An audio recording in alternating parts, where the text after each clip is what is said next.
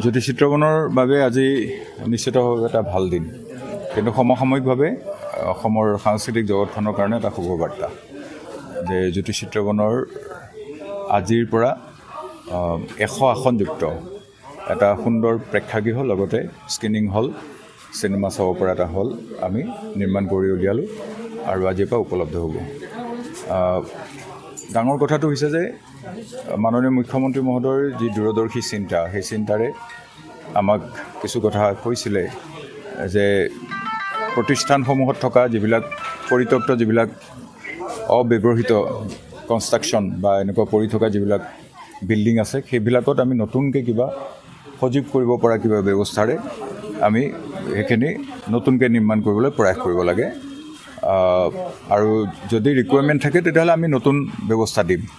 আমি দেখিলোঁ যে ইয়াত আমাৰ ৰেকৰ্ডিং চেণ্টাৰ আছিলে, সেইখিনি সম্পূৰ্ণৰূপে ইয়াৰ পৰা গ'ল। অডিঅ' ভিজুৱেল হাব এটা অত্যাধুনিক আমাৰ ব্যৱস্থাৰে এতিয়া তাত DI কালাৰ কাৰেকশ্যন হয়, 5.1ৰ মিক্সিং হয়, আমাৰ ডাবিঙৰ কাম হয়, গোটেইখিনি ব্যৱস্থা তাত গ'ল। গতিকে এই হলটো আমাৰ সম্পূৰ্ণৰূপে পৰিত্যক্ত অৱস্থাত আছিলে আৰু আজিৰ পৰা হয়তো 10 বছৰৰ পিছত মানুহে ক'লেহেঁতেন যে জ্যোতিষচিত্ৰবনৰ এইটো প্ৰেক্ষাগৃহত ভূত ওলায়। গতিকে এনেকুৱা এটা কথা চলি থাকে। গতিকে সেইবিলাক কথা আমি আগত ৰাখি পেলাই আমি সিদ্ধান্ত ল'লোঁ। আমাৰ উপাধ্যক্ষ, সচিব লগতে আমাৰ গভাৰ্ণিং বডিৰ যিসকল সদস্য আছিলে সন্মানীয়, সকলোৰে সিদ্ধান্ত মৰ্মে আমি ইয়াত এটা অত্যাধুনিক প্ৰেক্ষাগৃহ নিৰ্মাণ কৰাৰ ব্যৱস্থা কৰিলোঁ আৰু আজি এইটো সম্পূৰ্ণ হৈ উঠিল।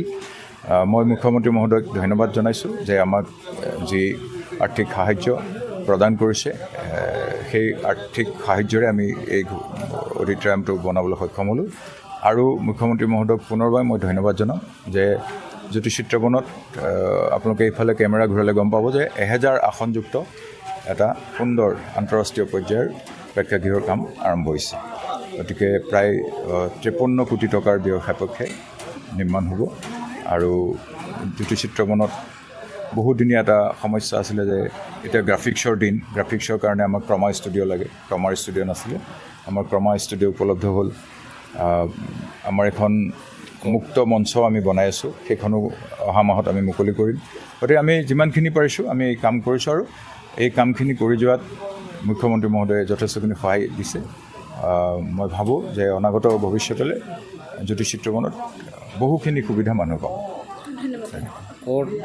আমাৰ অধ্যক্ষ মহোদয় যে আমাৰ আজি অতি এটা আনন্দৰ দিন যে আজি কম পইচাত আমাৰ সাংস্কৃতিক লাইনৰে হওক বা সৰ্বসাধাৰণ ৰাইজেও এটা সুন্দৰ অত্যাধুনিক প্ৰেক্ষাগৃহ পাব। আজি এইটো এটা আমাৰ বাবে এটা সুন্দৰ দিন আৰু লগে লগে আমাৰ আজি আমি ধন্য হৈছোঁ যে আমি দায়িত্বত থকাৰ পৰা মানে মাননীয় মুখ্যমন্ত্ৰী তথা অসম চৰকাৰৰ পৃষ্ঠপোষকতাত আমি বহু কাম সমাধান হৈছে। ইতিমধ্যে আপোনালোকে দেখিছে এটা টিলা নিচিনা আছিলে, তাত আমি এখন গ'ল্ডেন পাৰ্ক বনালোঁ আৰু সিফালে এটা জৰাজীৰ্ণ ফ্ৰণ্টৰ জেগাবিলাক আছিলে, আমি সুন্দৰভাৱে বহু গাড়ী ৰাখিব পৰাকৈ সুন্দৰকৈ আমি পাৰ্কিঙৰ ব্যৱস্থা কৰা হ'লোঁ। আমাৰ কমা এটা ষ্টুডিঅ' বনালোঁ।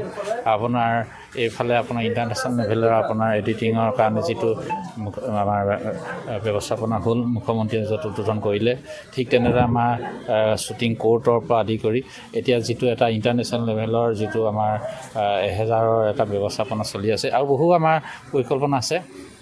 নিশ্চিতভাৱে আমি অসম চৰকাৰৰ পৃষ্ঠপোষকতা হ'লে এইবিলাক কাম সমাধান হ'ব। কিন্তু আজি এই চেগতে আমি সাংস্কৃতিক আমি চিনেমা আমি সকলো ৰাইজক আমি এটা অৱগত কৰিব বিচাৰিছোঁ যে আমি ইয়াত আমাৰ বুকুৰ আপোন আমাৰ সকলোৱে প্ৰিয় প্ৰাণৰ শিল্পী আমাৰ জুবিন গাৰ্গৰ যিখন নৱতম চিনেমা আপোনাৰ ৰৈ ৰৈ বিনালে, এই ৰৈ ৰৈ বিনালেহে ইয়াত আমাৰ স্ক্ৰিনিঙৰ ব্যৱস্থা কৰা হ'ব। গতিকে আমি সুলভভাৱে ইয়াত আমি ব্যৱস্থা কৰাৰ কাৰণে আমি আজি সিদ্ধান্ত লৈছোঁ। নাই, আমাৰ অকণমান টেকনিকেল অকণমান আছে, এইখিনি কৰি ল'লে আমাৰ আলোচনা বিলোচনা কৰি আমি খুব সোনকালে এইটো অ'পেন কৰি দিম। ধন্যবাদ।